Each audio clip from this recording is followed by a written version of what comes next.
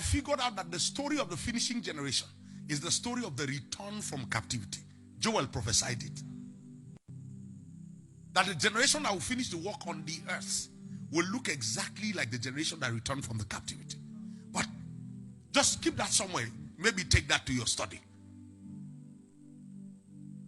But in the story of the captivity, while the temple was being broken and the gold and the silver was taken away, listen, the story was not about the temple. It was about the boys who watched them desecrate the temple of Jehovah. Let me give you a good picture in your mind. The picture is that they told us that nobody can enter the Holy of Holies carelessly, and that only priests can even enter the holy place to do service. So if all of Israel comes, the farthest they can go is the outer court. You know that story. Then they watched a hidden, uncircumcised king enter the temple courts in horses. There was no ceremonial cleansing.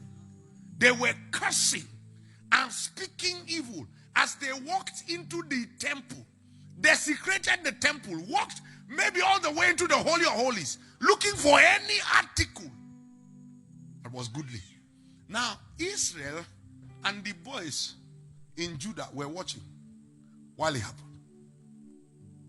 How do you wake up tomorrow believing a God that you saw the uncircumcised walking into his temple and desecrating it and he did nothing?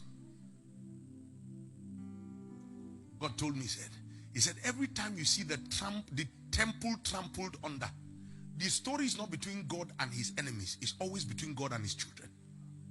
So God will always submit himself to his enemies to be taken away to a strange land just because he wants to tell his children a story.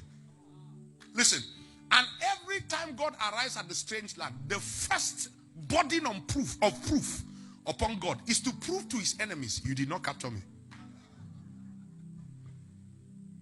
Oh, go and study scripture. That's how the Philistines captured him. Took the Ark of the Covenant and took it to the temple of Dagon as a sign of victory. God made sure that he wrote eternally, forever, that he was not captured. They woke up. Now, you see, you read that story in the Bible as if it was something everybody knew on the streets. No, he was in the temple of Dagon. It was Dagon's priests who knew that they found their God bowing down. So they spent that whole day patching up their God. Oh, you don't get it. They needed to redignify their God. They needed to redignify him. They stood him up. Then God wanted to show them the next day it was not a mistake.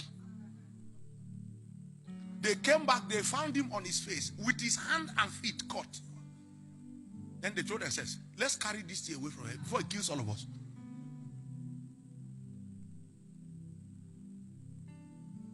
So God was taking the time to prove, you did not capture me. This fight is between me. Oh my God. Have you and Steve ever fought? Why am I on your matter today?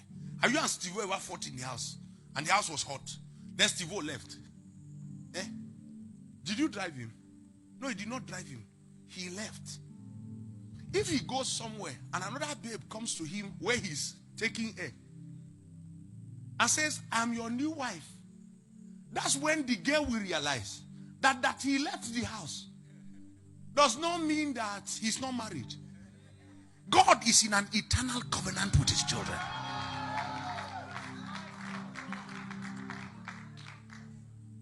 The covenant of God with Israel is eternal. And whatever happens between us and God is between us and God. Please forgive my vulgar truth. He can leave the house and go to a bar. It's not because he's going to sit there and drink.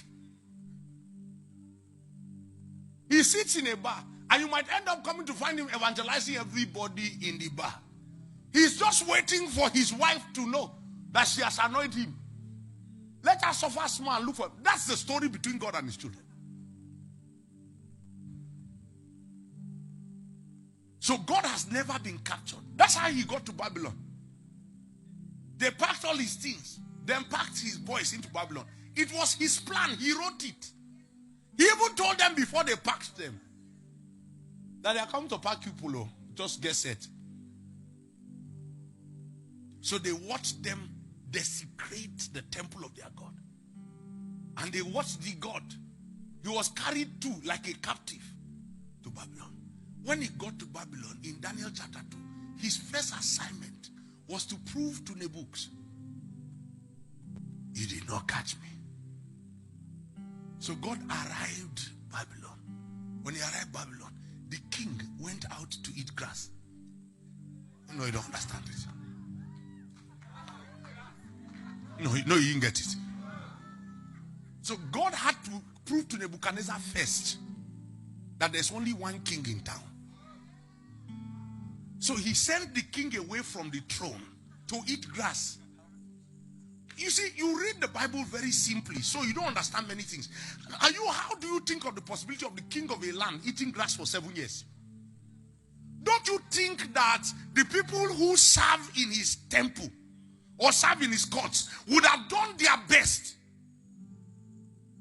to find a room to lock the king somewhere inside? And if grass is his problem, they will fetch grass from the field. Fresh grass every day. God bless you, my brother. Do you understand? Every day, gather grass for him inside the room. I say, okay, it's grass that's the problem. We'll change yesterday's one. Then they will chain him. Whatever they did, they woke up the next morning. The books was in the field.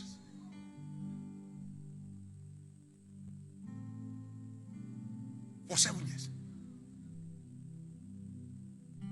So you read it and do you think that any nation will leave their king in the bush just eating grass? They must have attempted, possibly for months, to restrain him. Every time they lock him, they wake up the next morning, he's in the bush. Every chain they used to bind him, they wake up the next morning, he's in the bush. When God arrives at a saint's land, his first burden of proof is to prove to his enemies that you did not capture me. That's the reason why when the foolish son of Nebuchadnezzar came into power, he's the most foolish king I know in the Bible. After all his father suffered, and after the journeys of his father, and the declarations of his father, let there be no God worshipped in this land, the boy came. He was the only king in Babylon who Daniel was not close to. Young boy got up one day and decided that he wants to prove to God that he has been captured. After what your father suffered. They said, go and bring the articles of the temple. I've stayed long in this story, but you need it. Bring the articles of the temple. Then he sat down. The things they took from the temple of Jehovah was what he decided to drink with.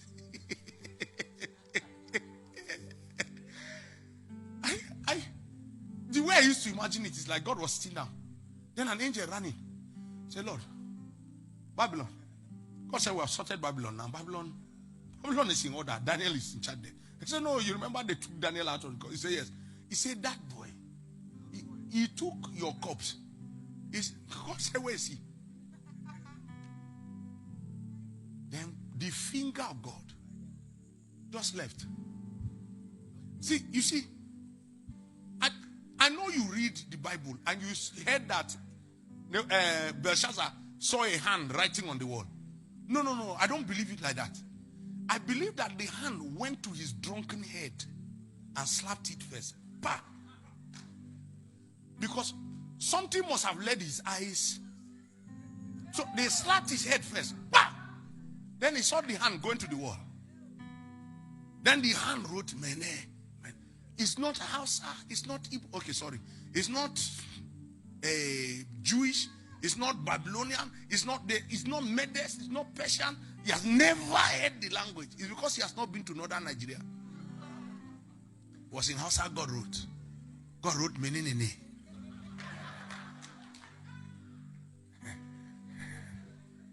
Okay? Menenene. Are you all right?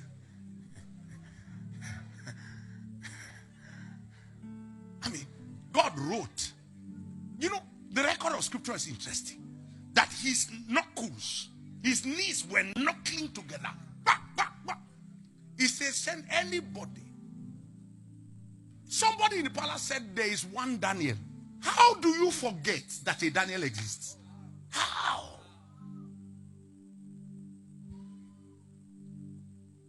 Then he brought Daniel. He said, anything, I will give you anything, up to half of my kingdom. Daniel said, is it not when you are alive that you can give? He said, that's the only king's offer that Daniel rejected because it was useless. Somebody that was going to die that night. The night you want to die, you want to give half of your kingdom. Kingdom that has 6 hours to last.